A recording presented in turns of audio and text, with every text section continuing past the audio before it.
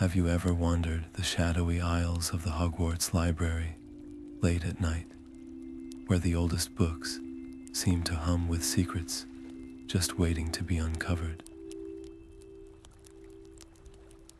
Picture this: a lone student, heart pounding, fingers brushing against the spine of a forgotten tome in the restricted section. The moment the cover creaks open, whispers slither from its pages, revealing fragments of mysteries so tantalizing, so dangerously unresolved, that the wizarding world has spent centuries trying to bury them. Welcome, fellow curious minds, to a journey where magic and mystery collide. Whether you're curled up under a blanket as the clock strikes midnight or sipping tea in the golden light of dawn, we'd love to know, where in the world are you joining us from tonight? And what time does your adventure into the unknown begin? Drop a comment below and let's unravel these enigmas together. There's something irresistible about the unsolved, the gaps in history where magic outsmarted even the brightest witches and wizards.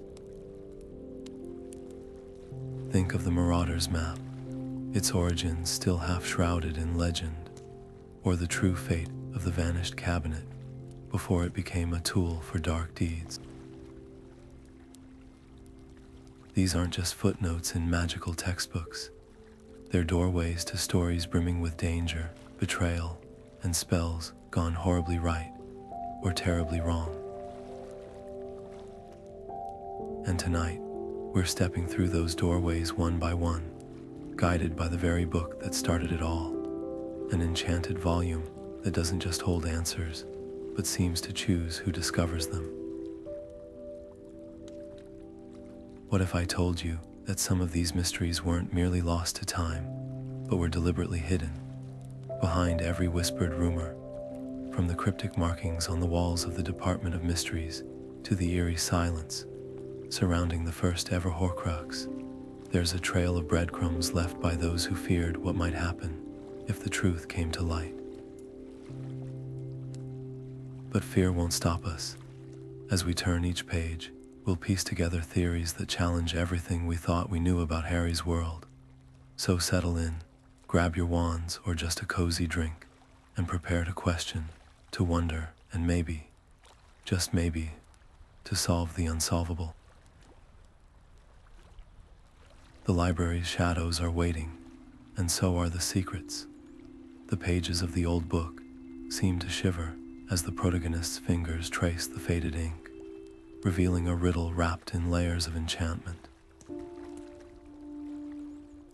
Where one stands broken, its twin walks unseen, bound by whispers in a room that remembers, the words coiled like smoke in the air, hinting at a truth buried beneath decades of dust. The Vanishing Cabinet. Its twin had vanished long before you ever stumbled into it, long before Draco's desperate scheme. But where and why? The answer, it seemed, was tangled in the very walls of Hogwarts itself, the room of requirement, that ever-shifting sanctuary that had hidden everything from lost diadems to rebellious students. A cold draft snaked through the library as the protagonist's quill scribbled frantic notes. If the cabinet's twin had been moved, or worse, altered, by the room's magic, what did that mean for the laws of vanishing itself? Objects weren't supposed to simply cease existing, not even in a place that defied logic. But then again, neither were rooms that appeared out of thin air. The deeper they dug, the more the pieces refused to fit. Whispers from the restricted section suggested the cabinet had once been part of a pair used for something far darker than schoolboy pranks. An experiment, perhaps, or a failed attempt at something ancient and unspeakable. Then came the sound, a faint rustle like parchment brushing against stone. The protagonist froze. Someone else was here, not a ghost, not a trick of the flickering candlelight, but a presence lurking just beyond the shelves, watching. The air thickened with the scent of old leather, and something sharper, dragon, hide, maybe, or the metallic tang of a disillusionment charm wearing thin. Whoever it was, they'd been following this trail long before tonight, and now they'd taken notice. The book snapped shut with a whisper of finality, as if warning its reader to tread carefully. Because some secrets, it seemed, weren't just waiting to be found, they were waiting to be claimed. And in the shadows of Hogwarts, where magic and mystery blurred, the line between hunter and hunted was vanishing faster than the cabinet's lost twin. The protagonist's breath hitched as they slipped into the dim glow of the Gryffindor common room, where the firelight danced like restless spirits across the stone walls. There, waiting in the shadows of an overstuffed armchair, was their most trusted ally, a fellow seeker of secrets, whose sharp eyes gleamed with unspoken knowledge. "You're not the only one digging," they murmured, leaning in so close their words barely disturbed the air. "There's talk of an artifact, something older than the cabinet itself. They call it the Echo Key, a device that doesn't just unlock doors, but remembers what's been vanished." The weight of the revelation hung between them, thick as the enchantments guarding the castle's deepest vaults. The plan formed in hushed fragments, a map smuggled from Filch's office, a borrowed invisibility cloak still warm from its last use, and a vial of Peruvian instant darkness powder, just in case. But beneath the practicality, something darker pulsed. The friend's voice dropped lower. The last person who went looking for the key, they didn't vanish. They changed, came back speaking in riddles, their magic wrong. The protagonist's fingers tightened around their wand. This wasn't just about solving a mystery anymore. It was about surviving it. Midnight found them crouched behind a suit of armor near the 7th floor corridor, its hollow eyes staring blindly into the dark. The tapestry of Barnabas, the barmy twitched as if laughing at their audacity. 3 passes, just like the rumors said. "I need to see what was lost." And the wall trembled, yielding a door that hadn't been there moments before. The air inside smelled of damp parchment and something metallic, like old blood or rusted clockwork. But before they could step forward, a sound froze them in place, the deliberate click of heels on stone, echoing from somewhere deeper in the room. Someone else had beaten them there. And by the way, the shadows seemed to recoil from the figure's silhouette. They weren't there to share secrets. The friend's hand closed around the protagonist's wrist, a silent warning. Every instinct screamed to run, but the artifact's pull was stronger. Whatever lay ahead, it had been waiting for them, or worse, luring them for longer than either could imagine. The door creaked shut behind them, sealing their fate with a whisper of finality. The hunt was on, and this time, the castle itself seemed to be watching. The chamber exhaled a breath of stale magic as the door sealed behind them, trapping them in a silence so thick it pressed against their eardrums. Dust motes swirled in the flickering torchlight, settling on forgotten relics, a shattered mirror with silvered edges that still whispered fragments of conversations, a rusted goblet etched with runes that pulsed faintly, and there, half buried under a tattered velvet cloth, the broken time turner. Its golden chain glinted like a serpent's spine, the glass cracked in a spiderweb of frozen time. The protagonist reached for it, but their friend's hand shot out, stopping them midair. "Don't," they breathed, Time magic leaves echoes. Touch it, and you might pull something back with you. A floorboard groaned overhead.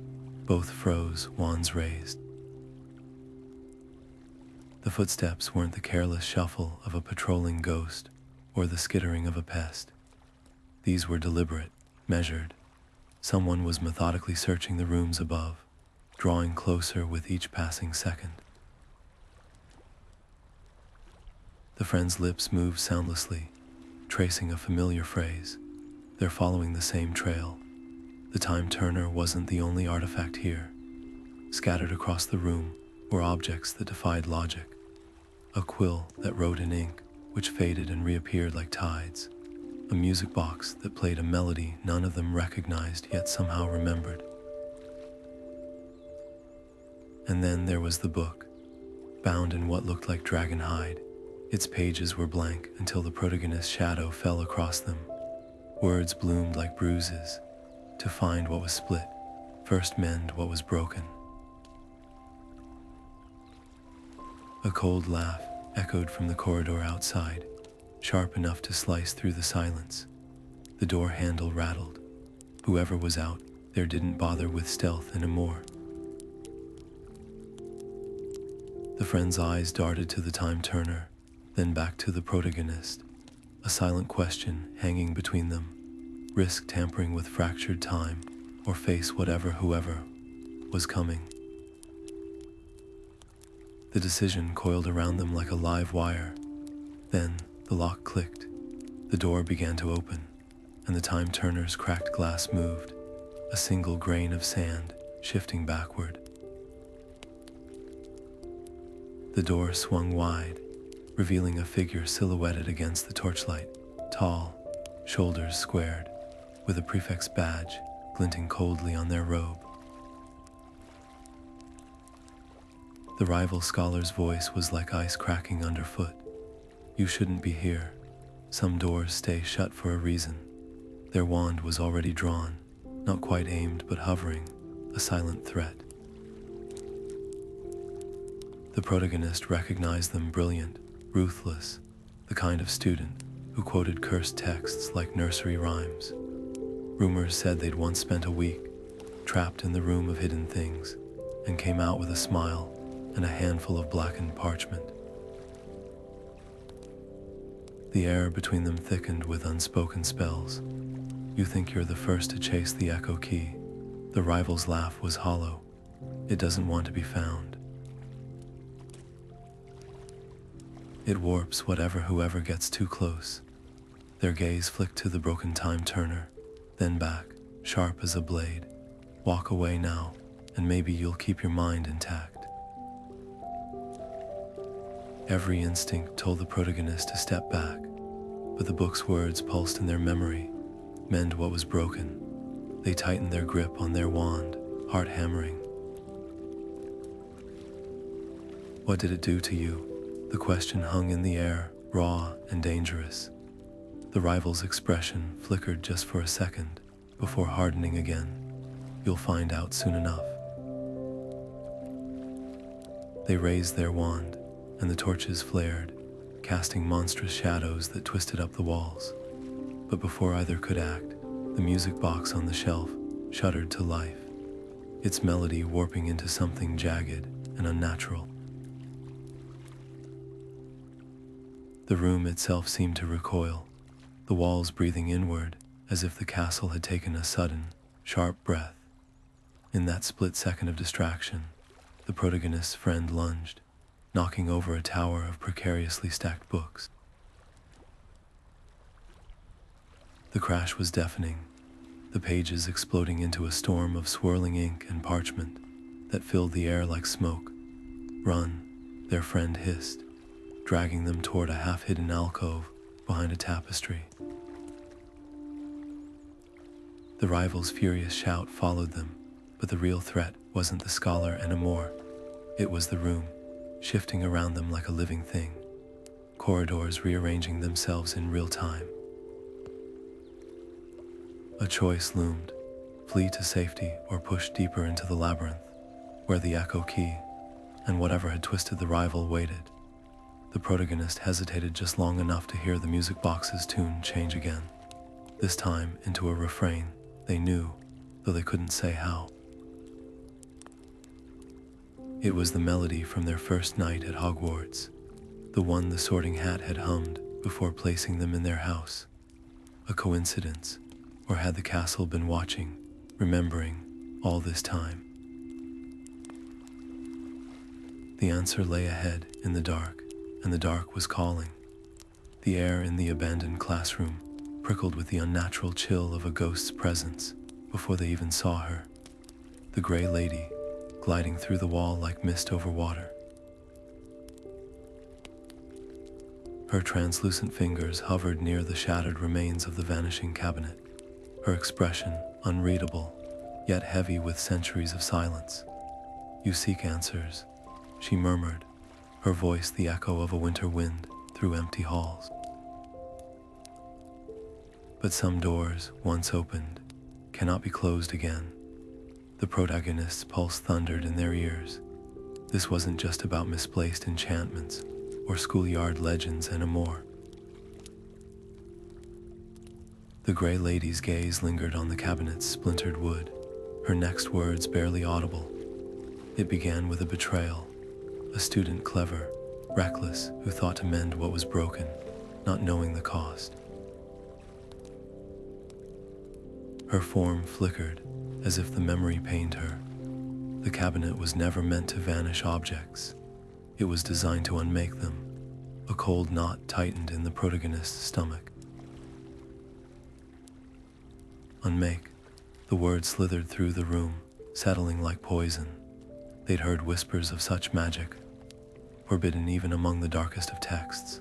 A spell that didn't just destroy, but unraveled a thing's very existence, erasing it from memory, from history. The friend's breath hitched. That's why no one remembers the other cabinet. It didn't vanish. It was erased. The gray lady's nod was almost imperceptible. And the student who tried to wield it, they became the first victim. Their name, their face, even their magic gone, as if they'd never been. A hollow laugh escaped her. The castle remembers, though. It always does. Look deeper, and you'll find their shadow still clinging to the stones. The revelation crashed over them like a wave. Every strange occurrence, the music box's haunting melody, the time-turner's restless sand, even the rival scholar's warning wasn't just part of the mystery. They were echoes of that forgotten tragedy, ripples in a pond where someone had thrown a stone and then vanished before the splash. Then, the gray lady did something unexpected. She reached out, her spectral fingers brushing the cabinet's broken edge. For a heartbeat, the wood darkened, the cracks sealing themselves, not with magic, but with something older, sadder. "The echo key isn't a key at all," she whispered. "It's a memory, and memories, when twisted, become cages." With that, she dissolved into the air, leaving behind only the faint scent of parchment and regret. The silence that followed was heavier than before. The protagonist's hands trembled as they traced the cabinet's newly mended seam. Somewhere in the castle, a clock struck an hour that didn't exist. And far below, in the hollows where the stones whispered, something, or someone stirred. The pensive silvery surface rippled like disturbed mercury as the protagonist leaned in, their reflection dissolving into the swirl of memory. The world tilted, then snapped into focus with the crisp clarity of a winter morning. They stood in a Hogwarts corridor, but not as they knew it. The torches burned brighter, the stones smelled of fresh polish, and the air hummed with a magic that felt younger. At the far end of the hall, a student knelt beside the Vanishing Cabinet, their robes singed at the edges, their hands moving in frantic arcs as they muttered words that made the very light tremble. The protagonist tried to step closer, but the memory resisted, bending like a reflection in a funhouse mirror. They caught only fragments: a flash of dark hair, a prefect's badge tarnished black, and the cabinet's door creaking open to reveal not an empty interior, but a swirling void, hungry and howling. The student's voice cracked mid-incantation. "It's not working." Then a sound like shattering glass, and the cabinet's twin, standing intact just moments before, began to unravel. Not breaking, not vanishing, coming apart at the seams of reality itself, threads of wood and magic peeling backward as if time had grabbed the edges and pulled. The student screamed, not in pain and horror, because as the cabinet disintegrated, so did they. Fingers first, dissolving into motes of light, then arms, torso, until all that remained was a single, fading footprint on the stones. The memory twisted again, and suddenly, the protagonist was staring at a blank stretch of wall where the cabinet had been. No debris, no scorch marks. As if nothing had ever happened. Then, the worst part, the other students walking past, laughing, utterly oblivious. One even paused to adjust their tie in the reflection of the bare wall, never noticing the absence of the cabinet, or the person who'd just been erased from existence. The Pensive spat the protagonist back into the present with a gasp. Their hands shook so badly, they nearly knocked the basin over. This wasn't just a tragedy. It was a pattern. The Grey Lady's warning, the rival scholar's hollow eyes, the music box's eerie melody, all threads leading back to that moment. The cabinet didn't just unmake objects. It unwove people, and somewhere in the castle, its twin was still waiting, its hunger undiminished by time. A cold certainty settled over them. The echo key wasn't a tool to find what was lost. It was a warning, and if they didn't solve this, they might be next. The friend's grip on the protagonist's arm tightened like a vice as they stood before the alcove's hidden panel, its edges worn smooth by centuries of secretive hands. "Listen to me," they whispered, voice fraying at the edges. "The artifact they call the echo key, it's not just cursed. It's alive. It chooses who finds it, and the ones it picks, they don't come back the same." Moonlight seeped through the stained glass window above, painting their faces in fractured shades of blue and violet, as if even the castle's light conspired to warn them. But the protagonist had already seen too much: the unraveled student in the Pensive, the cabinet's hunger, the Grey Lady's sorrow. Every clue led here, to this moment. With a slow exhale, they pressed their palm to the panel. The stone yielded like flesh, warm and pulsating, before sliding aside with a wet, organic sound that made their friend recoil. Inside, nestled on a cushion of what looked like petrified moss, lay the artifact, a key forged from blackened silver, its teeth uneven, almost gnawed, as if it had been chewed by something with too many teeth. The air around it shimmered, not with magic, but with something far older, the greasy, clinging static of a place where reality had worn thin. "Don't touch it," the friend begged, but the protagonist was already reaching. The moment their fingers brushed the key, the room breathed. Shadows peeled away from the walls, resolving into shapes flickering, half-formed figures of students in outdated robes, their mouths stretched in silent screams. One turned its head, eyes hollow pits, and mouthed a single word: "Run." Then the visions erupted. A flood of disjointed moments crashed over them, the cabinet whole again, bathed in bloody light. The rival scholar, younger and trembling, dropping the key as their reflection in a mirror smiled back. The gray lady, alive and weeping, carving runes into the castle's foundation stones. And beneath it all, a whisper, slithering up their spine. "You'll forget too." The friend's shout snapped them back. The key was searing hot now, its teeth sinking into the protagonist's skin without breaking it, bonding. "It's too late," the protagonist murmured, staring at their hand. The friend's horrified expression told them everything. Their eyes had changed. The irises now swirled with the same eerie luminescence as the key. Somewhere deep in the castle, a door that hadn't opened in centuries creaked on its hinges.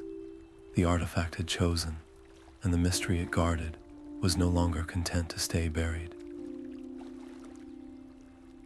The castle's corridors had never felt so alive or so watchful as the protagonist crept through them that night, the echo key burning a hole in their pocket like a stolen secret. Every shadow seemed to hold its breath as they slipped past the suits of armor, their hollow visors tracking movements no one else could see. The key pulsed against their thigh, its rhythm syncing with the ancient heartbeat of the castle itself, as if Hogwarts knew what they'd taken and was biding its time. Then came the first disturbance. A tapestry depicting the founding of Hufflepuff House suddenly unraveled mid-thread, its golden threads slithering to the floor like snakes. The stones beneath their feet trembled, not with the usual shifting of staircases, but with something deeper, something wrong. From the dungeons to the astronomy tower, portraits gasped as their subjects vanished mid-sentence, leaving empty frames that wept guilt tears. Even the ghosts recoiled, their translucent forms flickering as though buffeted by an unseen wind. By dawn, the rumors were already spreading. Professor McGonagall found her transfiguration chalk, writing backwards in languages no one could decipher. Filch's cat, Mrs. Norris, yowled at empty corners, her fur standing on end as if brushed by invisible hands. And in the great hall, the enchanted ceiling flickered between starry night and stormy twilight, unable to settle, as though the magic binding it had been distracted. The faculty exchanged glances over breakfast, their usual chatter replaced by tense silence. Snape's eyes, sharp as a knife's edge, lingered too long on the protagonist's trembling hands. Flitwick muttered about residual charm surges while nervously adjusting his glasses, but the way his gaze darted toward the 7th floor betrayed his suspicion. Someone, or something, had tampered with forces best left untouched, and the castle, ever the loyal guardian, was sounding the alarm in the only way it could, by unraveling at the seams. The protagonist forced down a bite of toast, the key's weight in their pocket suddenly unbearable. They'd wanted answers, but the artifacts of Hogwarts had a way of answering questions no one had dared to ask, and the faculty's mounting suspicion was the least of their worries. Because in the room of requirement, where the Vanishing Cabinet's twin had once stood, a door that hadn't existed before now stood slightly ajar, and from within came a sound like 100 pages turning at once, as if the castle itself was flipping through its own history, searching for the missing piece they'd just stolen. The corridor's torches guttered as the rival scholar stepped from the shadows, their wand already tracing a jagged arc through the air. No taunts, no smug remarks, just the crackle of raw magic coiling around their fingertips like a live wire. "You don't understand what you're holding," they hissed, eyes reflecting the eerie glow of the echo key in the protagonist's grip. "It doesn't give power. It consumes." The first spell shattered the silence like glass, a streak of violet light that missed the protagonist's shoulder by inches, scorching the stone wall behind them into bubbling, blackened veins. The friend lunged sideways, knocking over a suit of armor whose clattering pieces formed a makeshift shield. But the rival wasn't aiming to disarm. Their next hex twisted through the air like a corkscrew, aimed straight for the key. The protagonist barely had time to react, raising their own wand in a desperate parry. The spells collided midair with a sound like a thunderclap, and the explosion of force sent all three crashing to the ground. That's when the key screamed. A high, keening wail tore from the artifact, its blackened silver surface splitting open like a wound. Light, not the warm gold of magic, but the sickly green of cursed flame, erupted from the fissure, licking up the walls in hungry tendrils. The stones beneath them groaned, their ancient mortar crumbling as the very fabric of the corridor began to unstitch. Portraits melted into puddles of oil, their subjects' faces stretching into grotesque howls before dissolving entirely.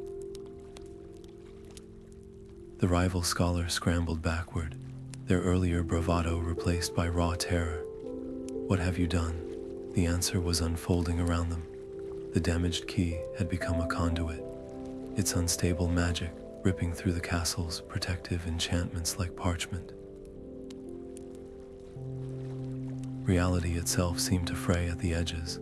A suit of armor's helmet morphed into the gaping maw of a beast, then back again. A torrent of ink burst from a nearby fountain pen, coalescing into shadowy figures that reached for their throats. And through it all, the key's broken halves pulsed, each throb sending another wave of distortion through the air. The friend grabbed the protagonist's arm, their voice barely audible over the maelstrom. We have to contain it. Now. But how? The rival, now half crazed, was already chanting something guttural, their wand tracing symbols that smoked where they hung in the air. A counter curse, or something worse. The protagonist's fingers closed around the key's jagged edges, its heat searing their palm. There was no time to think, only to act. And then, from the depths of the chaos, a new sound, the measured, unmistakable click of Albus Dumbledore's footsteps approaching. The world fractured like a dropped mirror, each shard reflecting a different moment in time.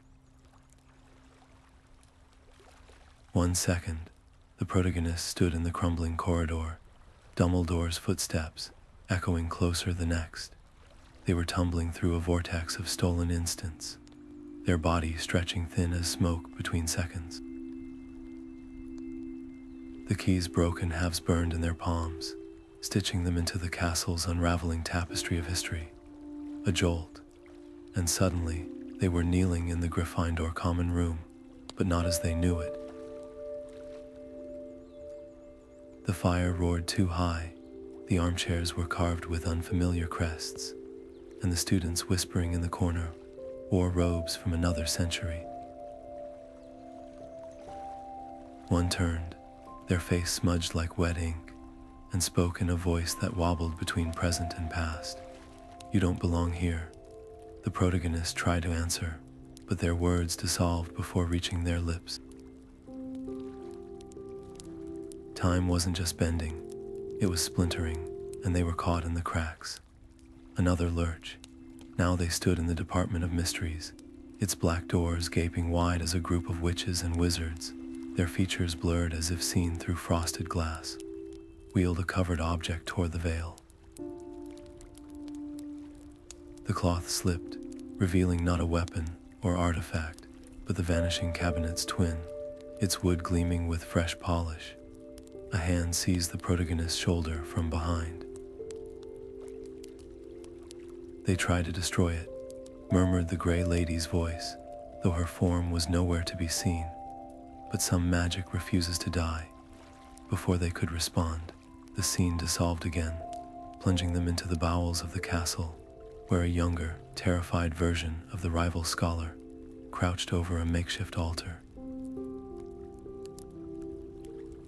The echo key lay between them, its teeth sunk into a map of Hogwarts that bled. It showed me things. The younger rival sobbed to the empty air. The cabinet's not a tool, it's a mouth. And it's hungry. Their fingers twitched toward the key, then recoiled as if burned. The protagonist reached out, desperate to warn them, but their hand passed through the memory like mist. Time wasn't just showing them the past, it was taunting them with it, offering answers just out of reach. Each jump left them weaker, their edges fraying, as if the loops were erasing them piece by piece. Then came the worst leap yet, a version of the room of requirement they'd never seen. Not a cluttered vault or a training ground, but a perfect replica of the corridor where the damaged key had first screamed. Only this time, the stones weren't crumbling.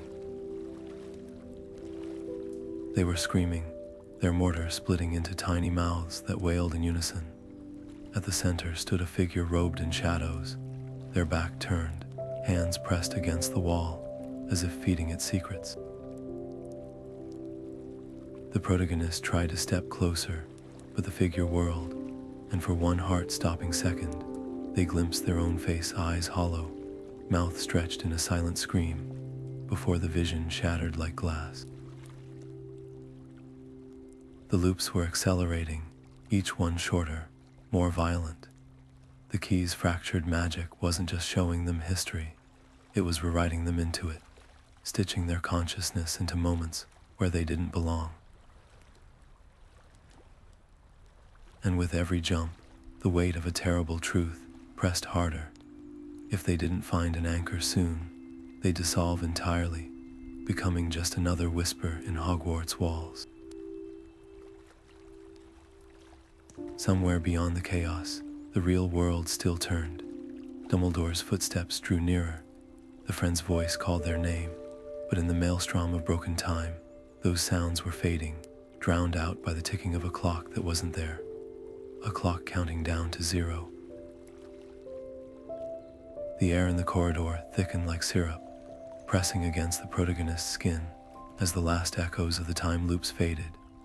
Before them, the stones of Hogwarts rippled, and from the wall stepped a figure wreathed in silver mist, not a ghost, but something older, its form shifting between a robed scholar and a knight in tarnished armor. The guardian's voice was the scrape of parchment, the sigh of quills on vellum. To seek the truth is to court madness, it intoned, blocking the path forward with an outstretched hand that flickered like candle smoke. But if you insist, prove you understand the price. A whisper slithered through the air, forming words that hung visible in the gloom. I am born of light, yet thrive in shadow. I am both key and lock, memory and oblivion. Wizards have wept to possess me, and kingdoms have fallen for my lack. What am I? The riddle coiled around them, its answer slithering just out of reach. The friend's breath hitched. Riddles like this weren't just wordplay. They were live magic, and a wrong answer could unravel the asker as surely as the Vanishing Cabinet had unmade its victims. The protagonist's mind raced. Light and shadow, key and lock. The obvious answer was a spell, but the guardian's hollow eyes gleamed, waiting for deeper insight.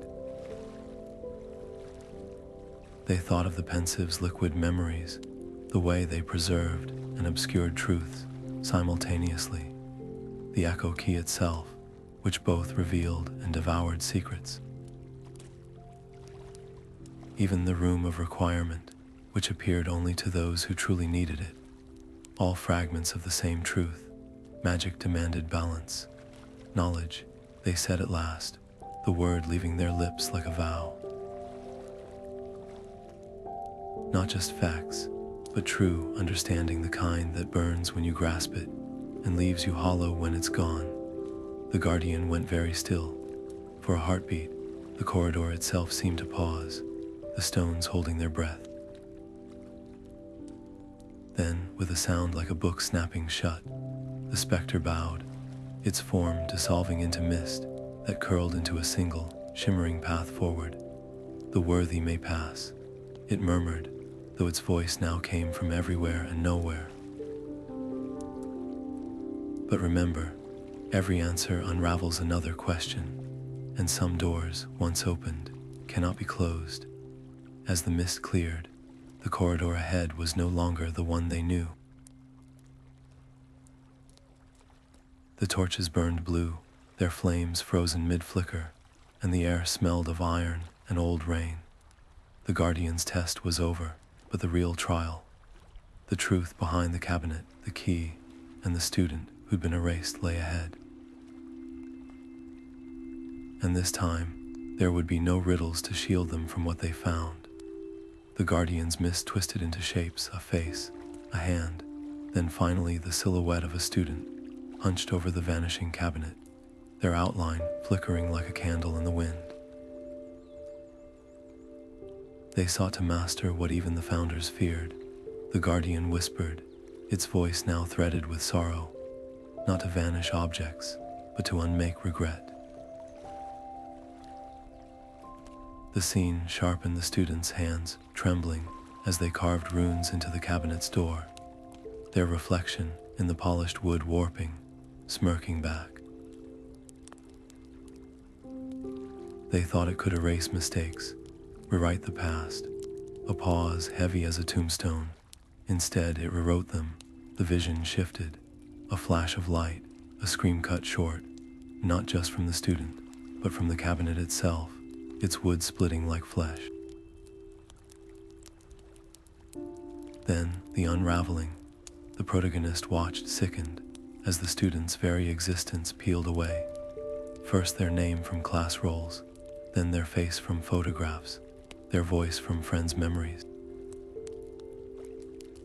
Even the castle's stones seemed to reject them, their footprints vanishing from dust, as though time itself were stitching over the wound they'd left behind. But why? The protagonist choked out, gripping the echo key so tightly, its teeth drew blood. The guardian's form shuddered, because the cabinet doesn't vanish things. It consumes them, and every time someone tries to wield it, it grows hungrier. The truth crashed down like a collapsing ceiling. The accidents, Montague's near death in the broken cabinet, the rival scholar's hollow eyes, weren't mishaps. They were warnings. The cabinet had been feeding, drawing power from those who brushed too close to its curse. A cold realization settled over the protagonist. The echo key wasn't a tool to unlock secrets. It was a tether, the only thing still binding the lost student to the world. And now, with the key cracked and the cabinet's twin stirring, the cycle was beginning again. The guardian's final words were a blade to the ribs. Some doors aren't meant to be opened. Some secrets aren't meant to be found. Walk away or join the forgotten. Silence. Even the torches held their breath. The friend's hand found the protagonist's shoulder, but their touch felt distant, insubstantial. The weight of the revelation was too vast. The knowledge that some mysteries were locked away, not to test the curious, but to spare them. The protagonist stared at the key in their palm, its glow now sickly, pulsing in time with their heartbeat. A choice loomed: bury the truth and let history repeat, or risk becoming the next name scratched from Hogwarts' memory. And then, from the darkness where the guardian had stood, a new sound, a whisper, faint as parchment tearing, the lost student's voice, clinging to the last thread of their existence. Help me. The stones of Hogwarts groaned under the strain of unraveling magic, their ancient mortar crumbling like dried blood between fingers. The protagonist sprinted through corridors that no longer held their shape, walls breathing in and out like living things, staircases melting into pools of shadow. In their fist, the cracked echo key burned with feverish intensity, its broken edges pulsing in time with the erratic heartbeat of the castle itself. Behind them, their friend wove a frantic shield charm, deflecting chunks of ceiling that rained down in slow motion, each fragment suspended midair for just a second too long. The cabinet, the friend shouted over the cacophony of splintering reality.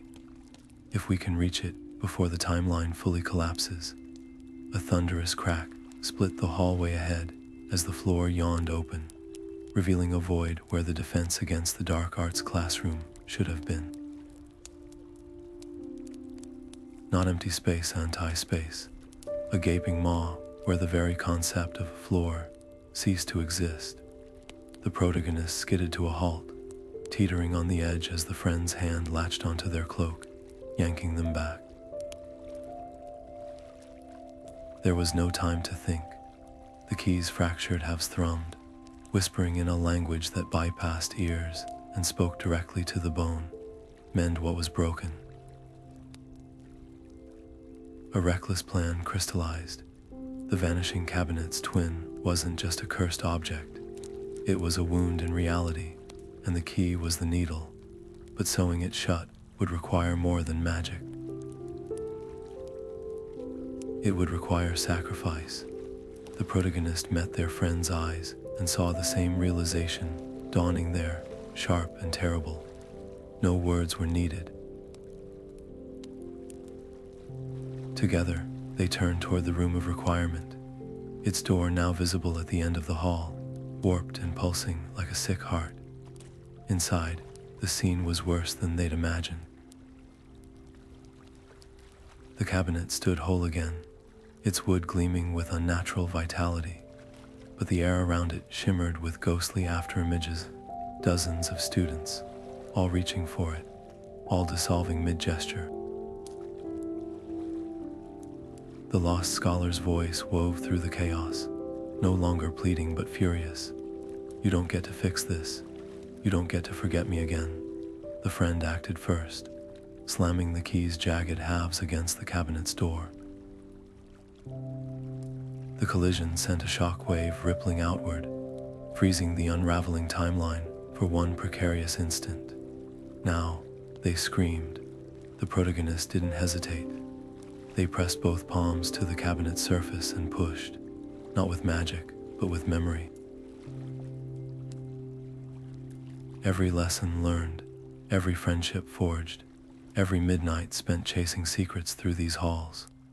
The wood buckled, then began to knit itself back together, the cracks sealing with seams of liquid light.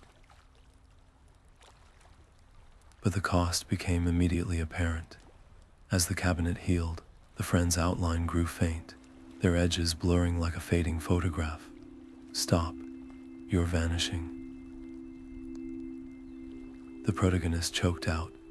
The friend just smiled, their voice already echoing as if from a great distance. Not vanishing, anchoring. Some stories need an ending more than they need a hero. With a final shuddering gasp, the cabinet sealed shut. The room of requirement exhaled, its walls solidifying, its air clearing. And where the friend had stood, a new portrait appeared on the wall.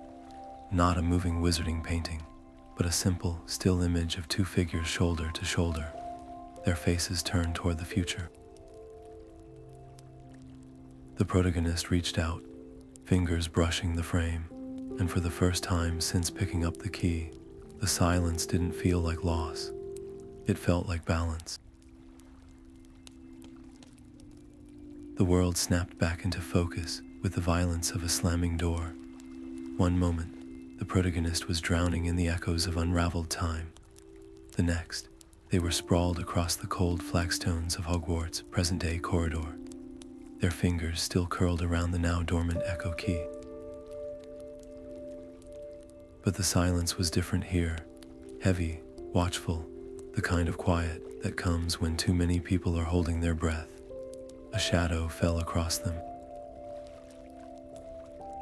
Professor McGonagall's face was carved from stone, her lips pressed into a line so tight it might have been drawn with a ruler. Behind her, Flitwick wrung his hands, his usual cheer replaced by something graver, while Snape loomed like a storm cloud, his black eyes unreadable. "You will come with us," McGonagall said, and it wasn't a request. The words carried the weight of 1,000 unspoken warnings. The headmaster's office was nothing like the Protagonist remembered. The whirring silver instruments lay still under dust cloths, the portrait's usual chatter muted as if someone had cast a permanent silencing charm. Even Dumbledore's chair stood empty, a single pair of half-moon spectacles resting on the desk like a relic. It was Snape who broke the silence, his voice a blade wrapped in silk. "The castle has been unsettled, doors opening where there are none, students reporting voices in the walls. And you," his gaze dropped to the Protagonist's hand, where the key's teeth had left bloodied crescents, "have been at the center of it." Flitwick stepped forward, his usual bounce absent. "What you've uncovered, it's not just a secret, it's a threat.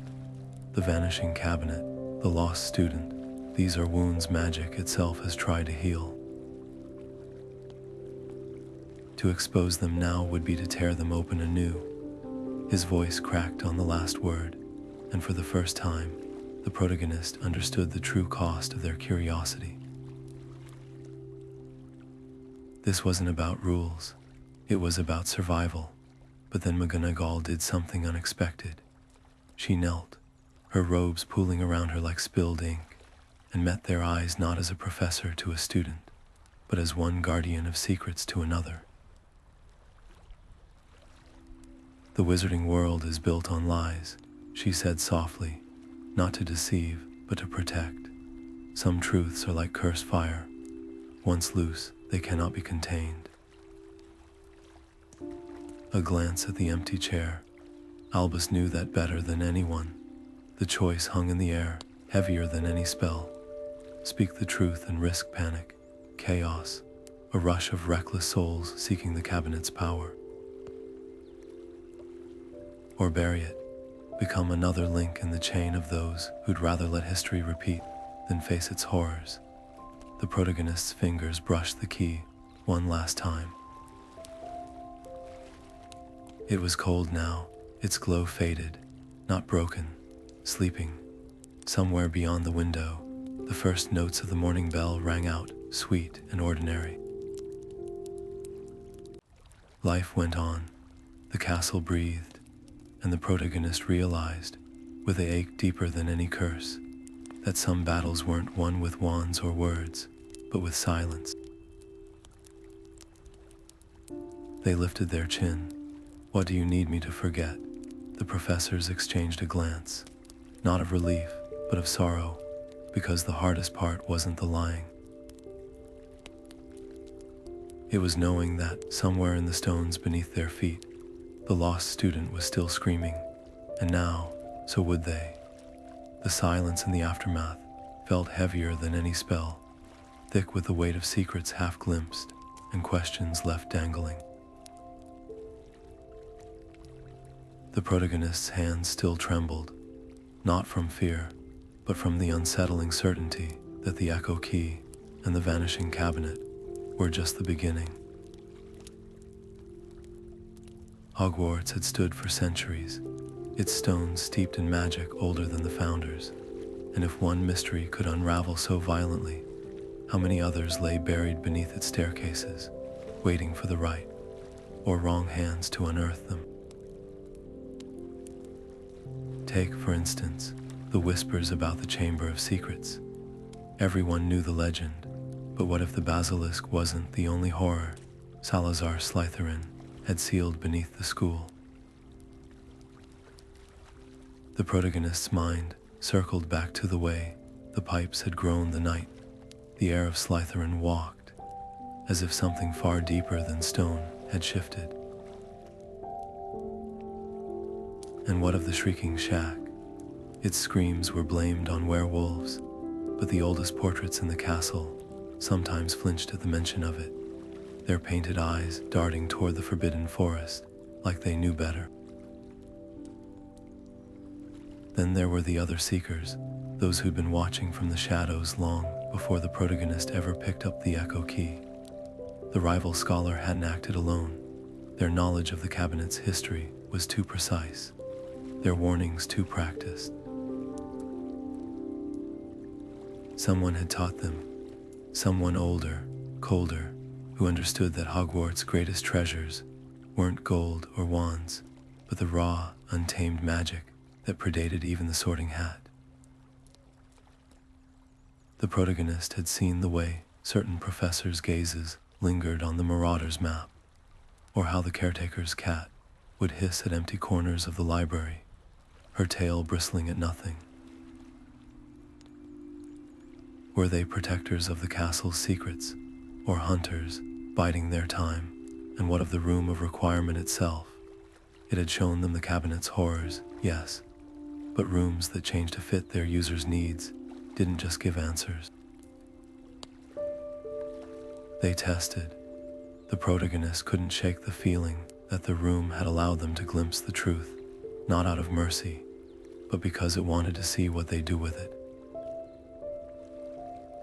The same way a chessboard waits for a player's next move. The most chilling thought, though, was the realization that some secrets weren't lost at all. They were kept deliberately, the way Dumbledore's office had been emptied, the way McGonagall's voice had tightened around the word forget. These weren't the actions of people hiding ignorance. They were the marks of those who knew too much. The protagonist stared out the tower window, where the black lake churned under a moonless sky. Somewhere in those depths, the merpeople sang warnings in a language no student could translate. Perhaps that was the point, because the truth about magic was this: it didn't just conceal mysteries, it hungered for them, and the moment you thought you'd solved one, another would rise in its place, darker and deeper than the last. The protagonist's fingers curled around the edge of the windowsill, the castle's heartbeat thrumming through the stone. They'd walked away from the cabinet. But Hogwarts wasn't done with them yet. The parchment arrived at midnight, sliding beneath the door with a whisper like wind through dead leaves. No owl, no wax seal, just a single line of jagged script that glowed faintly before fading. The first ghost was never human.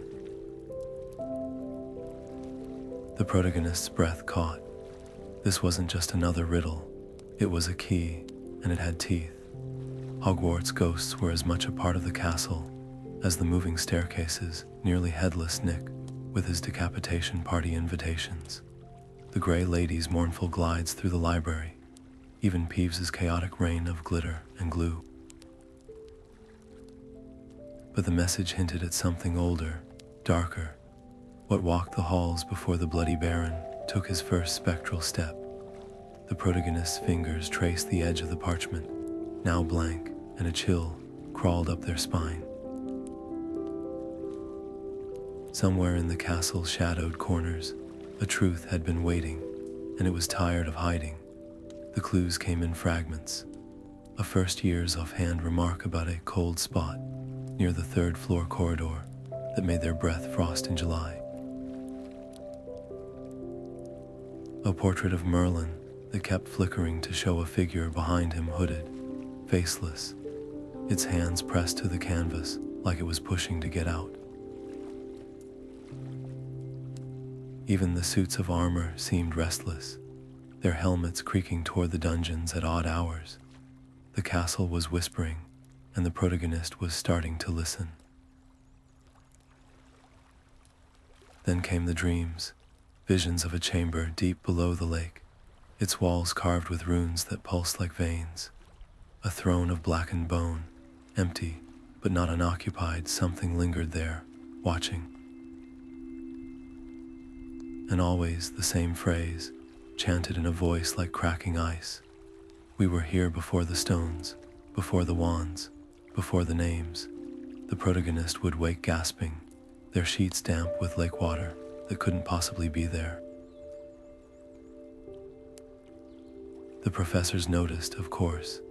Snape's potion assignments began including obscure ingredients known for warding off spiritual parasites. Flitwick, accidentally, left a tome on pre-founder Celtic spirit magic open on his desk. Even Hagrid, usually jovial, grew quiet when the protagonist mentioned the dreams, his massive hands tightening around his teacup until the porcelain cracked. Some things, he muttered, ought to stay buried, but the pull was irresistible. The deeper the protagonist dug, the clearer the pattern became. Every ghost at Hogwarts was bound by unfinished business, a murder, a betrayal, a lost love. Except one. The entity beneath the lake had no story, no tragedy, just hunger. And now, for the first time in centuries, it had found someone who could hear it. The last clue came from an unexpected source. Peeves, usually a whirlwind of chaos. The poltergeist floated eerily still outside the great hall one evening, his grin replaced by something almost solemn. "Ask the squid," he whispered, then vanished in a puff of ink-black smoke.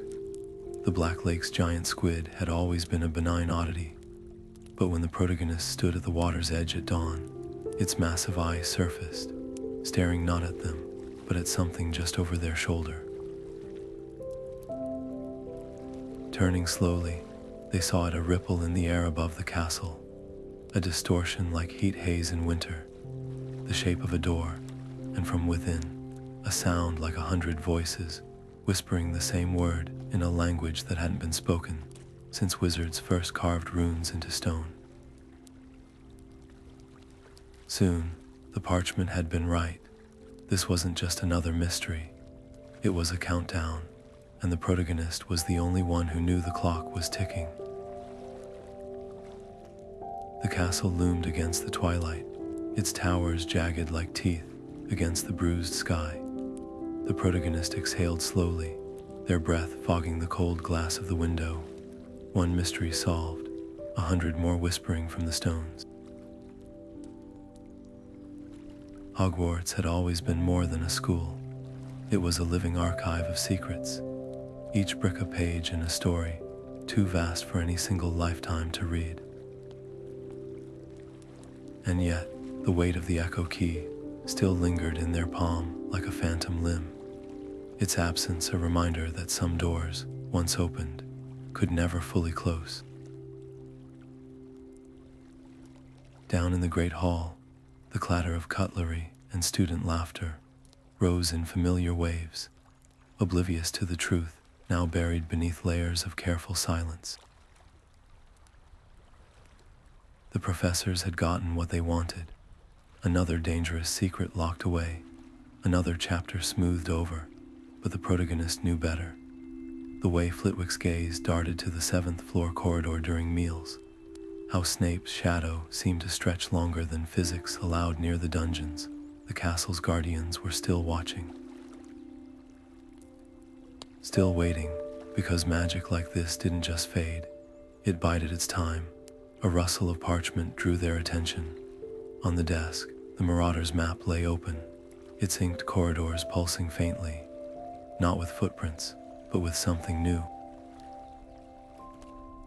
Flickering dots, unlabeled, moving where no students should be. The protagonist's fingers hovered over the parchment, tracing a path that zigzagged from the Forbidden Forest to the Astronomy Tower, as if something, or someone, was testing the castle's boundaries. The map had always shown truths, but now it seemed to be asking questions, and the most unsettling one glowed in the corner, written in handwriting that wasn't Moony, Wormtail, Padfoot, or Prongs, who walks when the watchers sleep. Outside, the first snow of winter began to fall, dusting the courtyard in silent white. Somewhere beneath those flakes, beneath the flagstones and centuries of spells, the lost student's voice still echoed. Not in anger now, but in warning, the protagonist shut the map with a quiet snap, but the words lingered, stitching themselves into the fabric of their thoughts. Because the real lesson wasn't about the dangers of seeking secrets.